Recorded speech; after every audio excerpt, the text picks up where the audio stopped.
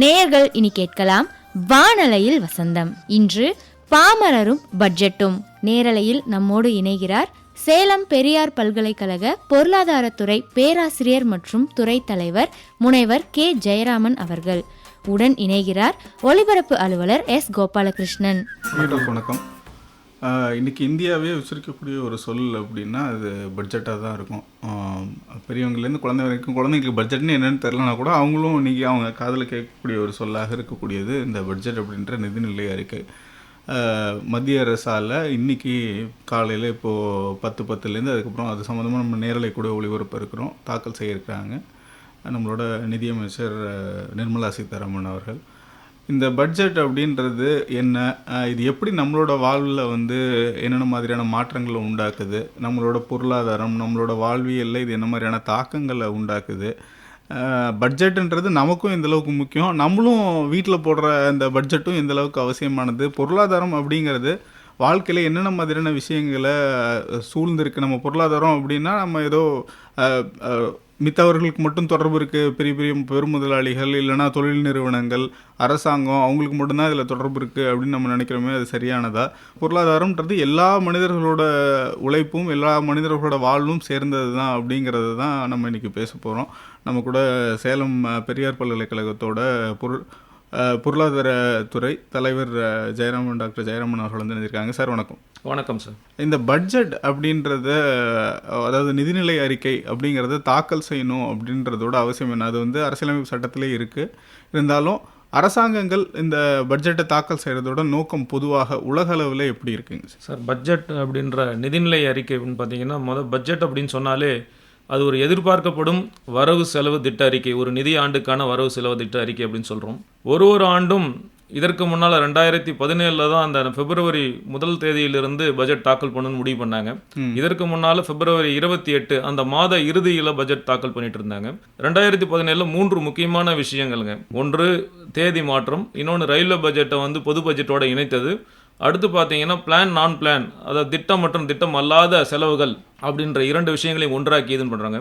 இந்த எதிர்பார்க்கப்படும் வருவாய் செலவு அப்படின்றது உலகம் முழுக்க அனைத்து வளர்ந்து கொண்டிருக்கின்ற எல்லா நாடுகளும், ஏழை நாடுகள் உட்பட அனைத்து நாடுகளுக்கும் ஒரு பொதுவான ஒன்றாக இருக்குதுங்க. அரசாங்கம் ஒரு நிதி ஆண்டில் என்ன செய்ய போகின்றது, அதனுடைய நோக்கம் என்ன, எந்த விகிதத்தில் நமது நாடு மற்ற நாடுகளோடு இணைந்துள்ளது, சாதாரண மனிதனுடைய வாழ்க்கையில் சாதாரண மனிதர், நடுத்தர மக்கள், தொழில் நிறுவனங்கள், அரசு நிறுவனங்கள், அரசின் கொள்கை அனைத்தையும் உள்ளடக்கியதான் அந்த பட்ஜெட் அப்படின்னு சொல்ல பாருங்க. பட்ஜெட்டை பற்றி நம்ம பார்க்கும்போது பார்த்தீங்கன்னா, ஆரம்ப காலங்களில் இது ஒரு புகாட்டி அப்படின்ற ஒரு வேர்டிலிருந்து வார்த்தையிலிருந்து வந்துன்னு சொல்லுவாங்க. ஒரு தோல் பை.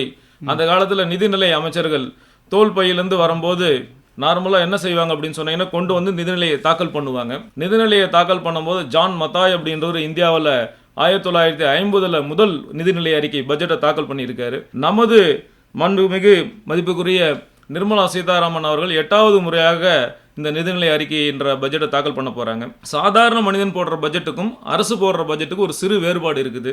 சாதாரண மனிதர் வருமானம் எவ்வளவு என்று கண்டுபிடித்து வருமானத்திற்கு தகுந்த மாதிரி செலவு செய்வார், அதற்கு தேவைப்பட்டால் கடன் வாங்குவார். அரசாங்கத்தினுடைய செயல் முதலில் செலவு எவ்வளவு, இந்த நிதி ஆண்டில் எவ்வளவு செலவு இருக்கும் என கணக்கிடும், செலவிற்கு தேக்க வருமானத்தை அதிகப்படுத்தும். வருமானம் இல்ல இதர வழிகளில் எப்படி நம்ம பணத்தை திரட்டலாம் அப்படிங்கிறது. வருமானம் பார்த்தீங்கன்னா அரசுக்கு என்னென்ன வகையில் வருமானம் வரும்னு எதிர்பார்த்தீங்கன்னா சார், வரி வருமானம், வரி அல்லாத வருமானம் அப்படின்னு 2 வகையில் எடுக்கலாம். வரி வருவாய், வரி அல்லாத வருவாய் அப்படின்னு சொல்லுங்க. வரி வருவாய் அப்படின்னு சொல்லும் போது நம்ம என்ன குறிப்பிடுறோம் அப்படின்னா, வருமான வரி, நிறுவனங்கள் மேல் விதிக்கப்படும் வரி, கார்பரேட் டாக்ஸுங்க, கஸ்டம்ஸ் அண்ட் எக்ஸைஸ் டியூட்டின்னு சொல்லி நம்ம இறக்குமதி ஏற்றுமதிக்கு போடக்கூடிய வரிகள், அதோட ஜிஎஸ்டி, இதெல்லாம் நம்ம எடுத்துக்கிறதுங்க. வரி அல்லாத வருமானம் சொன்னீங்கன்னா அரசாங்கத்தினுடைய நிறுவனங்கள் மூலம் கிடைக்கக்கூடிய லாபம், அரசாங்கம் எங்கேயோ முதலீடு செய்ததுனா அதுக்கு கிடைக்கக்கூடிய வட்டி விகிதங்கள், இதை எடுத்துக்கிறோம் சார். இதன் மூலம் அரசாங்கத்துக்கு வரக்கூடிய அந்த வருவாயை எப்படி செலவு பண்ண போகிறது, அரசாங்கத்தினுடைய இலக்கு என்ன இலக்கு அப்படின்றத பொறுத்து அரசாங்கம் வருவாயை தீர்மானம் பண்ண சார். அதாவது அரசாங்கம் அப்படிங்கிறது ஒரு நம்ம இந்த பணத்துக்காக பணத்தை செலவு பண்ணுவது, அதுக்கான வருவாயை திரட்டுவது மட்டும் இல்லை, அது நம்மளோட வாழ்வியலை தீர்மானிப்பதற்கு இது எப்படி நம்ம பயன்படுத்தலாம் அப்படிங்கிறது அருமையா சொன்னீங்க சார். அரசாங்கம் பார்த்தீங்கன்னா நம்மளோட வாழ்வியல் தீர்மானிக்கிறது. அரசாங்கம் இந்த பட்ஜெட்டோட நோக்கங்கள் அப்படின்னு சொல்லி பார்த்தீங்கன்னா, நீங்க சொல்லக்கூடிய அனைத்து கருத்துக்களும் அந்த பட்ஜெட்டினுடைய நோக்கங்கள்ல வந்துருங்க. சார் இப்போ இந்த பட்ஜெட் பேசுறதுக்கு முன்னாடிங்க சார், இப்போ நேற்று பார்த்தீங்கன்னா ஒரு இதுக்கு எல்லா பட்ஜெட்டுக்கு முன்னாடியும் முதல் நாள் வந்து இந்த எக்கனாமிக் சர்வே பொருளாதார அறிக்கை வந்து ஆய்வறிக்கை தாக்கல் செய்கிறாங்க. இந்த பொருளாதார ஆய்வறிக்கை அப்படிங்கிறது எப்படி நடத்தப்படுது, அது என்னென்ன கூறுகளை உள்ளடக்கி இருக்கும்? ஏன்னா இப்போ அதை புரிஞ்சுக்கிட்டோம்னாலே அதை வச்சு தான் நம்ம இந்த பட்ஜெட்டை தாக்கல் பண்ணுறோம் அப்படிங்கிறத புரிஞ்சுக்கலாம். அது என்னென்ன தரவுகளை வந்து அதில் முக்கியமான தரவுகள் அது சொல்லியிருக்கோங்க சார்? அந்த பொருளாதார ஆய்வறிக்கையில் பார்த்தீங்கன்னா சார், அனைத்து துறைகளுங்க நம்மளோட இந்த இதாக இருக்கிற விவசாயத்துறை, தொழில்துறை, சேவைத்துறை, ஏற்றுமதி இறக்குமதி உள்ள அந்த எக்ஸ்டர்னல் செக்டார், அதுக்கப்புறம் அரசு துறைகள், அனைத்து துறைகளின் இந்த தரவுகளும் அந்த பார்த்தீங்கன்னா நிதி அமைச்சகம் பெறுங்க. அது நிதி அமைச்சகத்தில் பார்த்தீங்கன்னா பொருளாதார துறை அப்படின்னு சொல்லி ஒரு எக்கனாமிக் டிபார்ட்மெண்ட் இருக்குங்க. அந்த எக்கனாமிக் டிபார்ட்மெண்ட்டில் பட்ஜெட் செக்ஷன் இதுக்குன்னு ஒரு செக்ஷன் இருக்குது. நார்மலாக இந்த எக்கனாமிக் சர்வே இவங்க பட்ஜெட் ப்ரிப்பேர் பண்ணுறவங்க. எக்கனாமிக் சர்வே பார்த்தீங்கன்னா அந்த ஒரு கமிட்டி, அதுக்கான ஒரு குழு போடப்பட்டால் அந்த அதிகாரிகள் மூலமாக அந்த தகவல்கள் பெறப்படுங்க. என்னென்ன தரவுகள் அப்படின்னு சொல்லி பார்த்தீங்கன்னா, நம்மளுடைய வருவாய் எப்படி இருக்குது, என்ன நம்ம செலவு பண்றோம், நுகர்வு எப்படி இருக்குது, நம்மளுடைய அந்த இன்ஃப்ளேஷன் பணவீக்கம் எப்படி இருந்துட்டு இருக்குது, சேமிப்பு எப்படி இருக்குது, பொருளாதாரம் வந்து கடந்த ஆண்டு என்ன விதத்துல வளர்ந்துருக்குது, அடுத்த ஆண்டு எந்த விகிதத்தில் வந்து பொருளாதார வளர்ச்சி எதிர்பார்க்கப்படும், உலக அளவில் பொருளாதார நிகழ்வுகள் எப்படி இருக்குது. இப்போ உலக லெவல்ல பாத்தீங்க அப்படின்னு சொன்னீங்கன்னா இருக்கக்கூடிய நமக்கு சவால்கள் இருக்கு சார். நமக்கு இப்ப இருக்கக்கூடிய சவால்கள் அப்படின்னு சொல்லி பாத்தீங்கன்னா, அரசினுடைய ஒரு சிறப்பு விதமா 25 கோடி மக்கள் வந்து வறுமையை விட்டு வெளியில கொண்டு வரப்பட்டிருக்காருங்க. வறுமை கோட்டிலிருந்து மீட்கப்பட்டிருக்கிறார்கள்.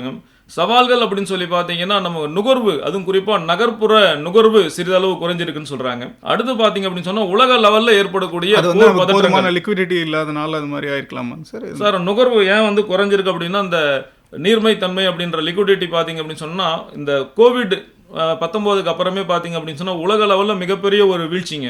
இது மட்டுமே மெயின் முக்கிய காரணம் கிடையாது.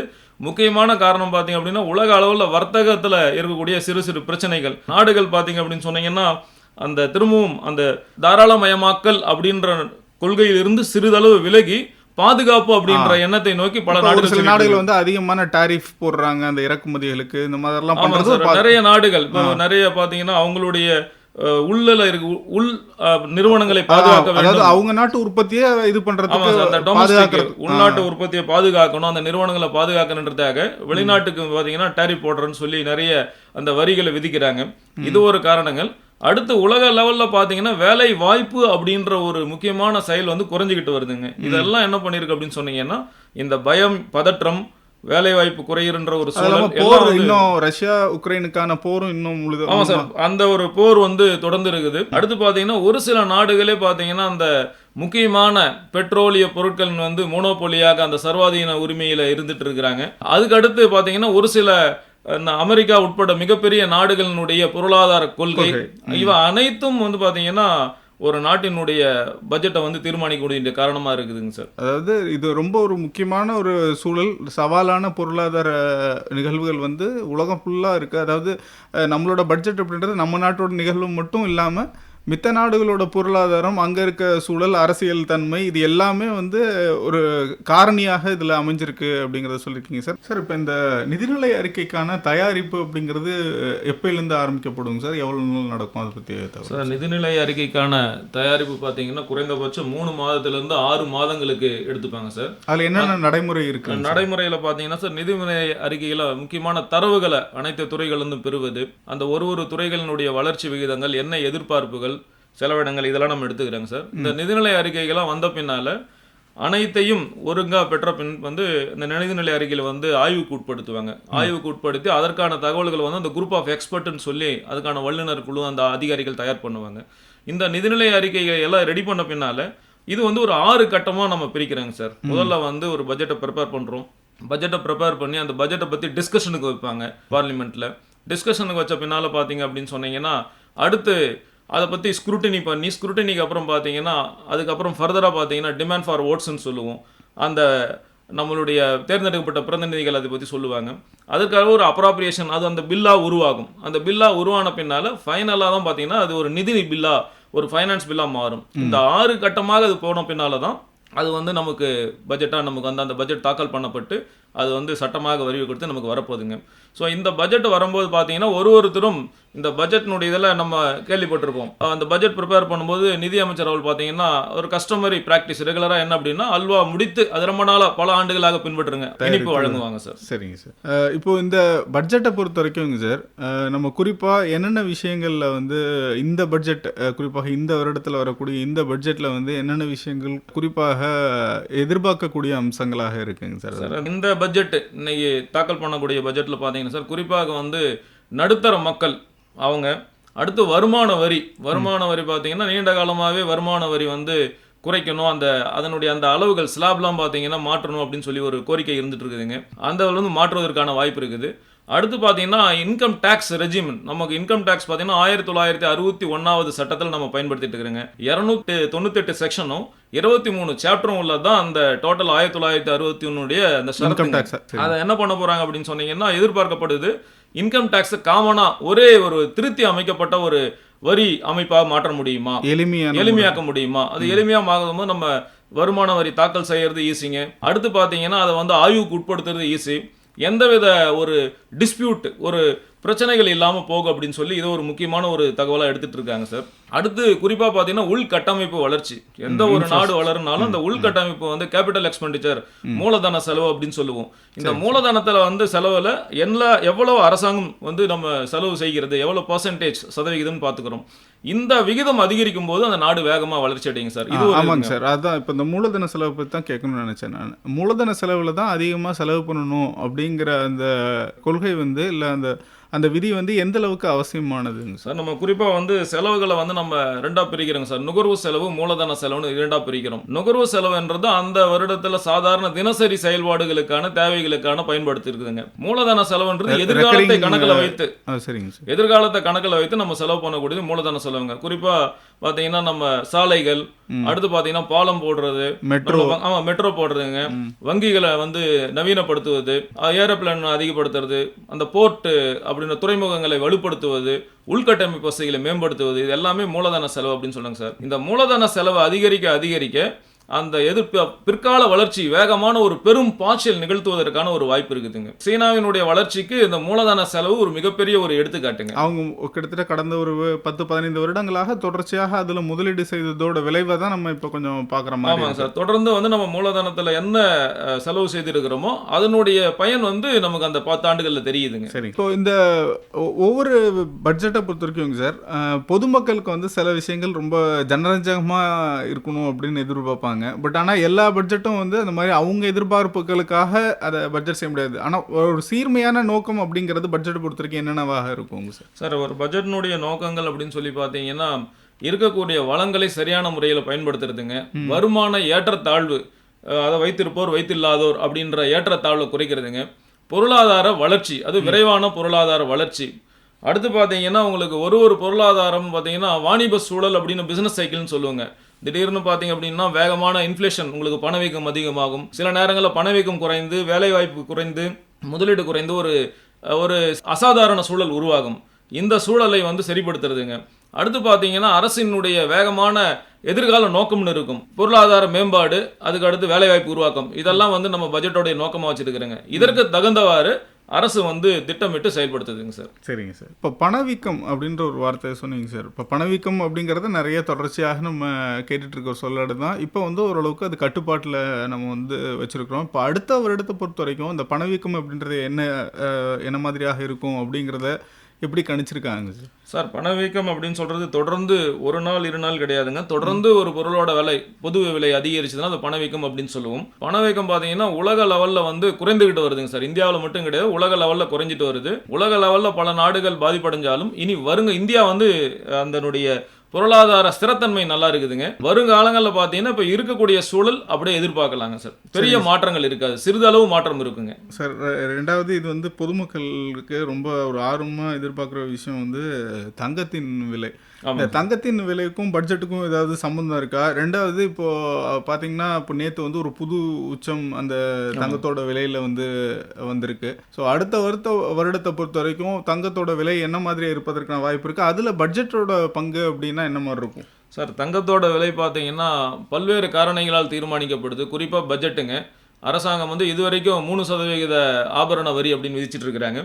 இப்போ நேற்று பார்த்தீங்கன்னா நேற்று மட்டுமே 960 ரூபாய்க்கு மேலே பார்த்தீங்கன்னா தங்கத்தோட விலை கிராமம் அந்த டோட்டலாக ஒரு சவரனுக்கு அதிகரிச்சிருக்குது. இனி வருங்காலங்களில் பார்த்தீங்கன்னா தங்கத்தோட விலை வந்து ஏறுமுகமாக தான் இருக்குங்க சார். இதற்கு என்ன காரணங்கள் அப்படின்னு பார்த்தீங்கன்னா பன்னாட்டு அளவில் ஏற்படக்கூடிய அந்த சூழலுங்க, போர் பதட்ட நிலை. அடுத்து பார்த்தீங்கன்னா இப்போ ஒரு குறிப்பாக மக்கள் வந்து ஒரு பயப்படுறாங்க, இதுக்கு வந்து தங்கத்துக்கு வந்து ஒரு வரி போட முடியுமா, இறக்குமதி வரி விதிச்சிருவாங்களா அப்படின்னு சொல்லிட்டு இருக்கக்கூடியது. அடுத்து பார்த்தீங்கன்னா அந்த நம்ம ஸ்டாக் மார்க்கெட்டில் ஏற்படக்கூடிய மாற்றம், அதாவது பல்வேறு நிதி சந்தைகள்ல ஏற்படுற ஒரு ரொட்டேஷனல் இதாக தான் நம்ம பார்க்க முடியும். இப்போ அங்க வந்து பிரச்சனை இருந்ததுன்னா பணம் இங்கே வந்துடும். ஆமாம் சார், முதலீடு செய்கிறவங்க வந்து பார்த்தீங்கன்னா சார் நிதி சந்தைகளில் முதலீடு செய்வாங்க. நிதி சந்தைகளில் ஏதாவது ஒரு பிரச்சனை இருக்குன்னு சொன்னீங்கன்னா பாதுகாப்பான ஒரு இடம் எதுன்னு சொன்னாங்கன்னா தங்கங்க. அது ஒரு முதலீடாக நம்ம பயன்படுத்திட்டு இருக்கோம். யாருமே வந்து ஆபரணத்துக்காக மட்டும் பயன்படுத்துறது இல்லை, முதலீடாக பயன்படுத்துறோம். முதலீடாக பயன்படுத்தும் போது உலக லெவலில் அதோட இருப்பு அப்படின்றது குறைவுங்க. இப்போதான் சீனாவில் கொஞ்சம் தங்க இருப்பு கண்டுபிடிச்சிருக்கிறாங்க. ஸோ இந்த பல்வேறு காரணங்களாக என்ன பண்ணுறோம் அப்படின்னா ஃபாரின் எக்ஸ்சேஞ்சில் ஏற்படக்கூடிய மாற்றங்க, அந்நிய செலவாணியில் ஏற்படக்கூடிய மாற்றம், நம்ம ரூபாயோட மதிப்பு, ரூபாயினுடைய டாலருக்கு நிகரான ரூபாயின் மதிப்புங்க, இவை அனைத்தும் என்ன பண்ணுது அப்படின்னு சொன்னீங்கன்னா உங்களுக்கு தங்கத்தினுடைய விலையை வந்து அதிகரிக்கக்கூடிய ஒரு காரணியா இருக்குதுங்க. அதாவது எலக்டோரல் பாண்ட் அப்படின்னு ஒண்ணு சொல்றாங்க சார், தங்க பத்திரம் அப்படின்னு சொல்லிட்டு போஸ்ட் ஆபீஸ் மூலியமா அரசோடைய நிதி வருவாய்க்காக வெளியிடுறாங்களே, அதை பத்தியும் ரிப்போவோட விகிதம் அதை பத்தின ஒரு தகவலும் சொல்லுங்க எக்கனாமிக்கா. நீங்க எலக்ட்ரல் பாண்டு, அந்த மானிட்டரி பாலிசி, ரெப்போ ரேட் அந்த இதை பத்தி சொன்னீங்க சார். எலக்ட்ரல் பாண்டுன்றது அரசு அந்த அவர்களுடைய செயல்பாடுகளுக்கு வருதுங்க. மானிட்டரி பாலிசி அப்படின்னு சொல்லி அந்த ரெப்போ ரேட் அப்படின்னு சொன்னீங்கன்னா சார், ரெப்போ ரிவர்ஸ் ரெப்போ அப்படின்னு 2 இருக்குதுங்க. ரெப்போ அப்படின்னு சொன்னீங்கன்னா உங்களுக்கு மத்திய வங்கி, ரிசர்வ் வங்கி பார்த்தீங்கன்னா வங்கிகளுக்கு கடன் தருங்க. கடன் தரக்கூடிய போது அந்த செக்யூரிட்டிஸ் வச்சு கடன் கொடுக்குற அந்த வட்டி விகிதத்துக்கு பேர் ரெப்போ ரேட்டுன்னு பேருங்க சார். ரிவர்ஸ் ரெப்போ ரேட் அப்படின்னு சொன்னீங்கன்னா வங்கிகள் பார்த்தீங்கன்னா ரிசர்வ் பேங்க்குக்கு கடன் கொடுக்குங்க. இதனுடைய நோக்கம் என்ன அப்படின்னு சொல்லி பார்த்தீங்கன்னா இந்த இன்ஃப்ளேஷன் டீஃப்ளேஷன் சொல்கிற பண வீக்கம் பண வாட்டம் இரண்டையும் வந்து கட்டுக்குள்ளே வச்சிருக்கணுங்க. குறிப்பாக பார்த்தீங்க அப்படின்னு சொன்னீங்கன்னா நார்மலாக பணவீக்கம் நம்ம எதிர்பார்க்கக்கூடியது 2-6% இருக்கணுங்க. இதுதான் மானிட்டரி பாலிசி கமிட்டி எதிர்பார்க்குறதுங்க. இந்த 6% வச்சிருக்கணும் அப்படின்னு சொல்லி பார்த்தீங்கன்னா ரெப்போ ரேட் எப்போல்லாம் பணவீக்கம் அதிகமாக இருக்கோ அப்போ உங்களுக்கு இந்த ரெப்போ ரேட்டும் ரிவர்ஸ் ரெப்போ ரேட்டும் பார்த்தீங்கன்னா அதிகமாக இருக்குங்க. எப்போ உங்களுக்கு பணவீக்கம் குறைவாக இருக்குதோ அப்போ அந்த ரெப்போ ரேட்டையும் அந்த ரிவர்ஸ் ரெப்போ ரேட்டையும் குறைப்பாங்க. குறிப்பாக இப்போ என்ன அரசாங்கம் பண்ணிட்டு இருக்காங்கன்னா அந்த பணவீக்கத்தை கட்டுப்படுத்தணும். இந்த பணவீக்கம் பல்வேறு காரணங்கள்ங்க, உங்களுக்கு குறுகிய கால காரணிகள், காலநிலை காரணிகள், அப்புறம் வந்து தேவை மற்றும் அளிப்பில் ஏற்படக்கூடிய மாற்றங்கள், பல்வேறு காரணங்களால் உங்களுக்கு இருக்குங்க. அதோட வெளிநாட்டிலேருந்து வரக்கூடிய பணங்கள், எஃப்டிஐ ஃபாரின் டைரக்ட் இன்வெஸ்ட்மெண்ட், அந்நிய நேரடி முதலீடு, அந்நிய முதலீடு காரணமாக வரக்கூடிய பணம், இவை அத்தனையும் உங்களுக்கு இன்ஃப்ளேஷன் டீஃப்ளேஷன் ஏற்படுத்துங்க. இதை சரி பண்ணுவதற்காக தான் நம்ம அரசாங்கம் வந்து ரெப்போ ரேட்டை மானிட்டரி பாலிசி கமிட்டி ஃபிக்ஸ் பண்ணியிருக்குங்க. விவசாய விளைபொருள் நிர்ணயம் இருக்குமா? சரி, ஓகே. விவசாய விளைபொருளுக்கான விலைகள் நிர்ணயம் சார், அரசாங்கம் பார்த்தீங்க அப்படின்னா விவசாயத்துக்கு வந்து கடந்த ஆண்டே பார்த்தீங்கன்னா நிறைய ஒரு 45,000 கோடி அளவுக்கு நம்ம கடன் கொடுத்ததாக அந்த கிசான் இதில் சொல்லியிருக்காங்க சார். விவசாய விளைபொருள் நிர்ணயம் அப்படின்றதுக்கான இதில் அரசாங்கத்தினுடைய அந்த மானியங்கள், அதற்கான வழிமுறைகளுக்கு வந்து நம்ம கட்டாயம் எதிர்பார்க்கலாங்க சார். ஏன்னா அரசாங்கம் வந்து நடுத்தர மக்களுக்காகவும் ஏழை எளிய மக்களுக்காகவும் பட்ஜெட் அப்படின்னு சொல்லி நேற்றே எக்கனாமிக் சர்வே பண்ணும்போதே சொல்லியிருக்கிறாங்க. நம்ம எதிர்பார்க்கலாம் சார். பிரசிடென்ட்டோட இதுலயுமே அட்ரஸ்லயுமே அந்த வார்த்தைகள் வந்து ஆமா சார், பிரசிடென்ட் நம்முடைய மதிப்புக்குரிய ஜனாதிபதி அவர்களுடைய அந்த உரையிலேயே அதை பத்தி சொல்லியிருக்கிறாங்க. விவசாயத்திற்கு வந்து நம்ம ஏற்படுத்தலாம் எதிர்பார்ப்பு மிக அதிகமாக இருக்கும் சார். அதே சமயத்துல அந்த ஏஐ அப்படின்னுடைய தொழில்நுட்பம் விவசாயத்துல பயன்படுத்துவது, விவசாய பொருட்களை வந்து சந்தைப்படுத்துதல் முக்கியத்துவம், அதை வந்து சேமிப்பு, இந்த ஸ்டோரேஜ் நம்ம பதப்படுத்துதல், அந்த வசதிகளை ஏற்படுத்துறதுலாம் அதிகமா அதுல கட்டாயம் வருங்க சார். இந்த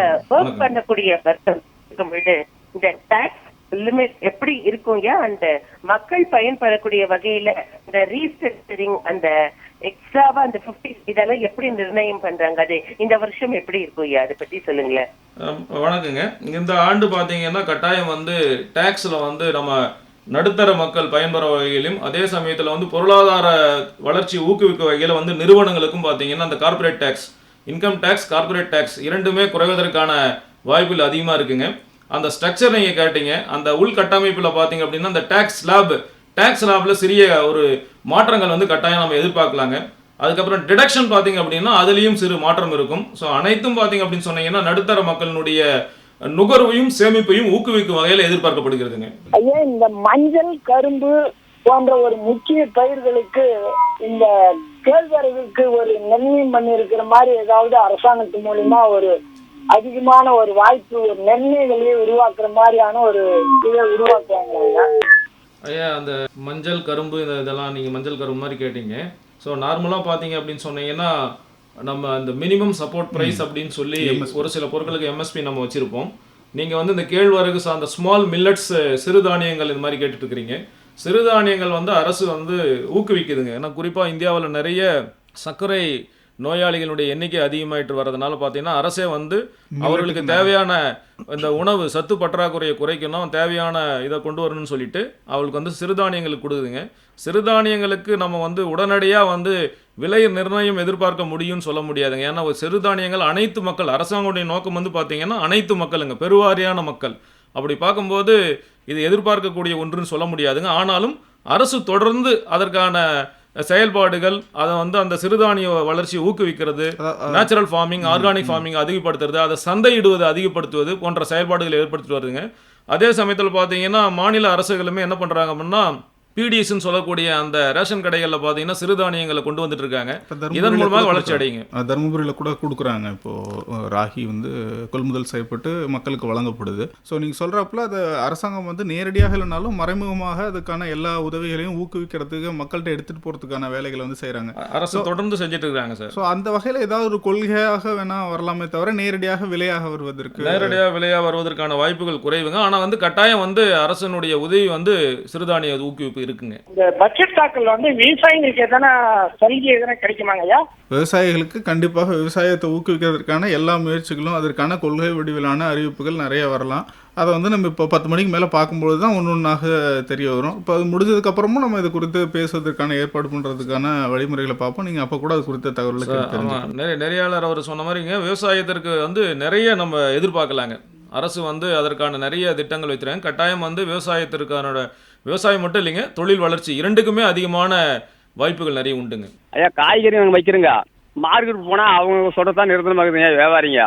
20 வருஷமாக நாங்கள் வந்து மஞ்சள் வச்சு ஈரோடுக்கு எடுத்து போகிறோங்க மார்க்கெட்டுக்கு. அப்பயும் அவங்க வியாபாரிங்க சொல்கிறதான் முடிவாகுதுங்க. அதுக்கு அரசாங்கம் எதனா எடுத்து செய்யுமா இல்லை மத்திய இதில் எதனா எடுத்து செய்வாங்களா ஐயா? அது கொஞ்சம் சொல்லுங்க ஐயா, அன்போட கேட்டுக்கிறேன் நான். சரிங்க. இல்லை இப்போ இவர் சொல்கிறத பார்க்கும்பொழுது இப்போ இதுக்கு ஆல்ரெடி வந்து ஒழுங்குமுறை விற்பனை கூடங்கள் இருக்குது. அது இல்லாமல் ஈநாம்னு சொல்லக்கூடிய, அதாவது நம்ம ஆன்லைன்லேயே வந்து நேஷனல் அக்ரிகல்ச்சர் மார்க்கெட்டுன்னு ஒன்று இருக்குது. ஆன்லைன்லேயே நம்ம பண்ணிக்கக்கூடிய வாய்ப்புகள் இருக்குது. அதுலேயும் நம்ம ஒரு சரியான விலையை வந்து கண்டுபிடிக்கலாம். பட் ஆனால் இது வந்து ஒரு தொடர்ச்சியான முயற்சியாக தான் இருக்கும். உடனடி தீர்வு அப்படிங்கிறத நம்ம பட்ஜெட்டில் எதிர்பார்க்க முடியாது நீங்கள் சொல்கிற சிக்கல்களுக்கு. ஆனால் அதற்கான முன்னெடுப்புகளை வந்து தொடர்ச்சியாக ஒவ்வொரு இதுலேயுமே பட்ஜெட்லேயுமே வந்து அரசாங்கங்கள் வந்து முயற்சி பண்ணிட்டு தான் இருக்கிறாங்க இல்லைங்களாங்க சார்? சார் பார்த்தீங்கன்னா தொடர்ந்து அரசாங்கங்கள் அந்த பட்ஜெட்டுகள் மூலமாகவோ மற்ற நேரங்களிலும் முயற்சி எடுத்துகிட்டு இருக்கிறாங்க. இதை குறிப்பாக பார்த்தீங்கன்னா இந்த ஆன்லைன் ட்ரேடிங் ஈநாம் நீங்கள் சொன்ன அந்த ஈநாம் மூலமாகவோ அல்லது பன்னாட்டு லெவலில் வந்து அந்த விவசாயிகளுக்கு ஒரு நல்ல விலை கிடைக்க வேண்டுன்றதை மத்திய மாநில அரசுகள் இரண்டுமே வந்து ஒரு கருத்தில் கொண்டு செயல்பட்டு இருக்காங்க சார். ஸோ அதற்கான முன்னெடுப்புகள் இருக்கும். ஆனால் பட்ஜெட்டில் பார்த்தீங்கன்னா ஒரு குறிப்பிட்ட பொருள் மட்டுமே நம்ம எதிர்பார்க்க முடியாதுங்க. என்னோட கேள்வி வந்து பார்த்தீங்கன்னா இந்த செல்போன் கட்டணம், இந்த கேஸ் விலை, இது ஏதாவது குறையறதுக்கு வாய்ப்பு இருக்குங்களா ஐயா? ஐயா இப்போ நீங்கள் செல்ஃபோன் கட்டணம், கேஸ், ஏன்னா இது ரெண்டும் வந்து அத்தியாவசியமான பொருளாக இன்றைக்கி மாறிடுச்சிங்க. இந்த இதில் பார்த்தீங்க அப்படின்னு சொன்னீங்கன்னா நம்ம இது பன்னாட்டு அளவிலையும் அதனுடைய விலை குறைந்த தாக்கங்கள் பார்த்தீங்கன்னா மின்னணு பொருட்களுக்கான விலைகள் குறையும் அப்படின்னு எதிர்பார்க்குறாங்க ஐயா. மின்னணு பொருட்களுக்கான விலை குறையும் பொழுது அதில் குறிப்பாக பார்த்தீங்கன்னா இந்த செல்ஃபோனுக்கான விலையும் வந்து குறையக்கூடியங்க. அடுத்து பார்த்தீங்கன்னா கேஸ் அப்படின்னு சொல்கிறீங்க, நம்மளுடைய வீட்டுக்கு பண்ணக்கூடிய சமையல் எரிவாயுக்கான உருளை ஏந்துங்க, அதற்கான விலை பார்த்தீங்க அப்படின்னு சொன்னீங்கன்னா எண்ணெய் நிறுவனங்களுக்கு தரப்பட்டதுனால பட்ஜெட்டில் வந்து நம்ம அதை பற்றி பெரிசாக நம்ம எதிர்பார்க்கறதுக்கு வாய்ப்பு குறைவுங்க. ஆனால் அரசாங்கம் வந்து அதற்கான நுகர்வை அதிகப்படுத்துவதற்கும் அவர்களுக்கு வந்து வருமானத்தையும் அந்த வாய்ப்புகளையும் ஏற்படுத்துவதற்கான சாத்தியக்கூறுகள் அதிகம் உள்ளதுங்க. கிட்டத்தட்ட ஒரு 40 வருஷம் பார்த்தீங்கன்னா வேலை வாய்ப்பின்மை, கையில் பணப்படம் இல்லாமல் நிறைய குடும்பங்கள் வந்து வறுமையில் வாடி நிறைய தற்கொலையெல்லாம் நடந்ததுங்க. இப்போ நிறைய பணப்புழக்கத்துக்கு தான் நம்ம அறிகிறோம். ஆஃப்டர் பட்ஜெட் வந்து இந்த கையில் பணப்புழக்கம் வேலை வாய்ப்பும் எப்படி இருக்குன்னு எதிர்பார்க்கன்னு கொஞ்சம் அந்த சொல்லுங்கய்யா சார். ஒரு அருமையான ஒரு குறிப்பாக இந்த பட்ஜெட்டோட முக்கியமான நோக்கமே நிறைய வேலை வாய்ப்புகளை உருவாக்குறதாக தான் இருக்கும். அது ஒரு முக்கியமான இதாக தான் எல்லாரும் சொல்கிறாங்க. நீங்கள் சொல்லுங்கள் சார். நம்ம சார் நெறியாளர் சொல்கிற மாதிரி பார்த்தீங்கன்னா அந்த பட்ஜெட்டோடைய முக்கிய நோக்கமே பார்த்தீங்கன்னா சார் வேகமான ஒரு பொருளாதார வளர்ச்சி. அந்த வேகமான பொருளாதார வளர்ச்சி எப்போ சாத்தியப்படும் அப்படின்னு சொன்னீங்கன்னா மக்கள் கையில் பணப்புழக்கம் இருந்தால் மட்டும்தாங்க சாத்தியப்படும். மக்கள் கையிலையும் தொழில் நிறுவனங்களுக்கு வந்து கடன் கிடைப்பதிலும் பார்த்தீங்கன்னா நிறைய வாய்ப்புகள் ஏற்படுத்தப்படுங்க. குறிப்பாக பார்த்தீங்கன்னா சிறு மற்றும் குறுதொழில், அந்த ஸ்மால் பிசினஸ் அப்படின்னு சொல்லக்கூடிய அந்த சிறு தொழில் நிறுவனங்கள், குறு தொழில் நிறுவனங்களுக்கெல்லாம் அரசு வந்து நிறைய சலுகைகள் தருவதற்கான வாய்ப்புகளும், வணிக வங்கிகள் பார்த்தீங்கன்னா நிறைய கடன் கொடுப்பதற்கான வாய்ப்புகள் இருக்குங்க. எப்போ வந்து அரசு வந்து மக்களுக்கு வந்து வரியை குறைக்கிறதோ, கடன் வாய்ப்புகள் வந்து வசதிகள் அதிகரிக்குதோ, அப்போ குறிப்பாக பார்த்தீங்கன்னா மக்கள் கையில் பணப்புழக்கம் அப்படின்ற அந்த கருத்து வந்து இன்னும் அதிகரித்து விடுங்க. அடுத்து பார்த்தீங்க அப்படின்னு சொன்னீங்கன்னா வேலை வாய்ப்புங்க. வேலை வாய்ப்பில் பார்த்தீங்க அப்படின்னு சொன்னால் உலகம் முழுக்க ஒரு மிகப்பெரிய ஒரு மந்த நிலையை நோக்கி சென்று கொண்டிருந்தாலும் இந்தியாவினுடைய அந்த மேக்ரோ எக்கனாமிக் ஃபண்டமெண்டல்ஸ்னு சொல்லுவாங்க, பேரியல் பொருளாதார அடிப்படைகள், அதெல்லாம் பார்த்தீங்கன்னா ரொம்ப மிக சரியாக இருந்துகிட்ருக்கு, ஸ்ட்ராங்காக தான் இருந்துகிட்ருக்கு. அதனால் இந்தியாவை பொறுத்த வரைக்கும் வேலை வாய்ப்பு பார்த்தீங்க அப்படின்னு சொன்னீங்கன்னா மிகப்பெரிய ஒரு பாதிப்பு ஏற்படக்கூடிய வாய்ப்பு இல்லைங்க. அங்கே அப்படின்னு சொன்னீங்கன்னா சில நிறுவனங்கள் வேலை வாய்ப்புக்கு இன்மையை ஏற்படுத்திட்டு இருந்தாலும் தொடர்ந்து நம்ம என்ன எதிர்பார்க்குறோம் அப்படின்னா வேலை வாய்ப்பு வந்து இந்த அடுத்த நிதி ஆண்டுக்குள்ளே வந்து வேகமாக அதிகரிக்கிறது வாய்ப்பு இருக்குங்க. குறிப்பாக சில மாநிலங்கள் பார்த்தீங்கன்னா தமிழ்நாடு போன்ற மாநிலங்கள்லாம் பார்த்தீங்கன்னா ஃபாரின் டைரக்ட் இன்வெஸ்ட்மெண்ட், அந்நிய நேரடி முதலீடை வந்து நிறைய அட்ராக்ட் பண்ணிட்டு இருக்கிறாங்க. நிறைய கம்பெனிஸ் வந்துட்டு இருக்கிறாங்க. அதுவும் குறிப்பாக நேற்று அந்த பொருளாதார ஆய்வறிக்கையில் பார்த்தீங்கன்னா தமிழ்நாடு பார்த்தீங்கன்னா 2 இடத்துல பாராட்டி இருக்கிறாங்க. ஒன்று வந்து பார்த்தீங்கன்னா கற்றல் பார்த்தீங்கன்னா இல்லம் தேடி கல்வி, இன்னொன்று பார்த்தீங்க அப்படின்னு சொன்னீங்கன்னா அந்த காலனியில் பார்த்தீங்கன்னா நான் லெதர் ப்ராடக்ட்ஸில் வந்து நம்ம வந்து லீடராக இருக்கிறோம். ஸோ அப்போ பெரிய கேபிட்டலாக உருவாயிட்டு இருக்கும். இப்போ பெரிய பார்த்தீங்கன்னா அந்த கிராக்ஸ் மாதிரியான பெரிய பெரிய சர்வதேச நிறுவனங்கள் வந்து கம்பெனி ஆரம்பிக்கிறாங்க. நீங்கள் சொன்னாப்புல இப்போ கூட தாவோஸில் நடந்த உலக பொருளாதார அந்த கூட்டத்தில் கூட ஒரு சிறப்பான முறையில் இவங்க வந்து ப்ரொமோட் பண்ணியிருக்காங்க தமிழ்நாட்டை. புல்லிஷ் ஆன் தமிழ்நாடுன்ற மாதிரி அவங்க நிறைய ப்ரொமோட் பண்ணியிருக்காங்க. இது மாதிரி எல்லா மாநிலங்களுமே வந்து ஒரு பெரும் முயற்சி, மாநிலங்களுக்கு நடுவில் ஒரு கடுமையான போட்டி இருக்குது. வெளிநாட்டு முதலீடுகளை வந்து ஈர்ப்பதில் வந்து இருக்குது. நம்ம தமிழ்நாட்டு தொழில்துறை அமைச்சர் கூட சொல்லியிருக்காரு, மாநிலங்களுக்கு நடுவில் தான் அந்த போட்டி இருக்கும். முதலீடை வந்து நம்ம இருக்கணும், வெளிநாடுகள் தான் எடுத்துடக்கூடாது, நமக்கு பக்கத்தில் இருக்கிற வியட்நாம் மாதிரி நாடுகளோ மித்த நாடுகள் தான் எடுத்துடக்கூடாது அப்படின்ற மாதிரி சொல்லியிருக்கிறாங்க. சார், அதே மாதிரி இப்போ இந்த பட்ஜெட் வந்தாலே பார்த்திங்கன்னா ஒரு 2 வார்த்தை அதிகமாக பொதுவாக கேள்விப்படுவோம். அந்த ட்ரேட் டெபிசிட்னு ஒரு வார்த்தை, ஃபிஸ்கல் டெபிசிட்னு. பட்ஜெட்டும் அதை நோக்கிய ஒரு கொள்கை வடிவமாக தான் நிறைய விஷயங்கள் அதோட செயல்பாடு இருக்கும். அது குறித்த கொஞ்சம் ஒரு எளிமையான விளக்கம் மட்டும் கொஞ்சம் சொல்லுங்கள் சார். சார், இப்போ இந்த நீங்கள் ட்ரேட் டெபிசிட்டு, ஃபிஸ்கல் டெபிசிட் அப்படின்ற 2 முக்கியமான கருத்துக்களை கேட்டிருக்கிறீங்க சார். ஃபிஸ்கல் டெபிசிட்ன்றது பார்த்தீங்க அப்படின்னாங்க சார், நம்ம பட்ஜெட்டில் பார்த்தீங்கன்னா மொத்த வருவாய் மொத்த செலவுங்க, இது 2க்கும் இருக்கக்கூடிய அந்த கேப்பை இடைவெளியை தான் நம்ம வந்து ஃபிஸ்கல் டெபிசிட் அப்படின்றோம். இந்த ஃபிஸ்கல் டெபிசிட் பார்த்தீங்கன்னா இந்த ஒரு பற்றாக்குறை, நிதி பற்றாக்குறை, இதை 2ஆக பிரிக்கலாம் சார். இப்போ வந்து உங்களுக்கு பட்ஜெட் டெபிசிட்டை பார்த்தீங்க அப்படின்னு சொன்னீங்கன்னா உங்களுக்கு பட்ஜெட் டெபிசிட்னு பிரிப்பாங்க சார். அதுக்கப்புறம் பட்ஜெட் டெபிசிட் அப்படின்றது நார்மலாக பேசக்கூடியதுங்க. அதை இன்னும் கொஞ்சம் உள்ள நம்ம போகும்போது நிதி பற்றாக்குறைன்னு வரும். நிதி பற்றாக்குறை அப்படின்னு சொல்லி பண்ணலாம். அடுத்து பார்த்தீங்கன்னா பிரைமரி டெபிசிட்னு 3 இருக்குதுங்க சார். இந்த நிதி பற்றாக்குறை நம்ம என்ன பண்ண போறோம்னா மொத்த செலவு, அடுத்து பார்த்தீங்கன்னா ரிசிப்டில் வரக்கூடிய செலவு, நான் டெட் கேபிட்டலில் வரக்கூடிய செலவுங்க, கடன் அல்லாத அந்த மூலதன செலவுகள் அப்படின்னு சொல்லுவோம். இதுதான் நம்ம நிதி பற்றாக்குறைங்க. ஒரு நாட்டினுடைய எப்படி ஒரு மனிதருக்கு வந்து பிபி நம்ம பார்த்துட்டாலே அவருடைய உடல்ல வந்து ஏற்படக்கூடிய பிரச்சனைகளை கண்டுபிடிக்கலாமோ, ஒரு நாட்டினுடைய பொருளாதாரம் சிறப்பாக இருக்குதா அப்படின்றத ஒரு சில இடங்களில் கண்டுபிடிக்கலாங்க. ஒன்று பார்த்தீங்கன்னா ஃபிஸ்கல் டெபிசிட்டுங்க, இன்னொன்று பார்த்தீங்கன்னா சென்செக்ஸ் உடனடியாக தெரிஞ்சுக்கிறதுக்கு, இன்னொன்று ட்ரேட் டெபிசிட்டுங்க. இந்த மாதிரி பல்வேறு இடங்கள் ஜிடிபியினுடைய வளர்ச்சி இப்படி இருக்குதுங்க. இதில் ஃபிஸ்கல் டெபிசிட் பார்த்தீங்க அப்படின்னு சொன்னீங்கன்னா 3% உள்ள அல்லது 3% குறைவாக இருக்குன்னு நம்ம எதிர்பார்க்குறாங்க. சென்ற ஆண்டு 4.8 இருந்ததுங்க, இந்த ஆண்டு 4.5 குறையும்னு சொல்லி அறிக்கைகள்லாம் சொல்லிட்டு இருக்கு. அதுக்கு ஆக்சுவலாக பார்த்தீங்க அப்படின்னு சொன்னால் ட்ரேட் டெபிசிட்னு வந்தீங்க அப்படின்னு சொன்னீங்கன்னா இது வந்து ஒரு பொருளாதாரம் உலகின் மற்ற பொருளாதாரம் மற்ற நாடுகளோட வர்த்தகத்தில் ஈடுபடும் போது ஏற்படக்கூடிய பற்றாக்குறைங்க. ஏற்றுமதிய வருவாயாகவும் இறக்குமதி நம்ம செலவாகவும் கருதுகிறோம். நமக்கு செலவு அப்படின்னு சொல்லி பார்த்தீங்கன்னா பெட்ரோலிய பொருட்களினுடைய இறக்குமதி, சில டெக்னாலஜி இறக்குமதி, மருந்து பொருட்கள் இறக்குமதி, தங்க நகைகள் இறக்குமதி, இப்படி இருக்குதுங்க. இப்போ இந்த இறக்குமதி பார்த்தீங்கன்னா அதிகரிக்கும் போது உங்களுக்கு ட்ரேட் டெபிசிட் உங்களுக்கு வந்து உருவாகுங்க. ட்ரேட் டெபிசிட் வரும்போது என்ன அப்படின்னு சொன்னீங்கன்னா பணம் நாட்டை விட்டு வெளியில செல்லும். எக்ஸ்போர்ட் மைனஸ் இம்போ, அதாவது ஏற்றுமதி மதிப்பு மைனஸ் ஃபாரெக்ஸ் ரிசர்வாக நம்ம சொல்லக்கூடியது குறையும் இல்லைங்களா? ஃபாரெக்ஸ் ரிசர்வ் வந்து நம்ம ஏற்கனவே கையிருப்பு வச்சிருக்கிறது பார்த்தீங்கன்னா இப்போ அதிகமாக இருக்குதுங்க சார். டெபிசிட்னு வரும்போது என்ன அப்படின்னு சொன்னா பணம் நாட்டை விட்டு வெளியில போகும். நாட்டை விட்டு வெளியில போகும்போது குறைவு ஏற்படும். ஆனா இந்தியாவுக்கு என்ன போகுதுன்னு சொல்லி பாத்தீங்கன்னா சென்ற ஆண்டு வந்து 2.8% ட்ரேட் டெபிசிட் இருந்ததுங்க. இந்த ஆண்டு குறையும் நம்ம எதிர்பார்க்கிறோம்.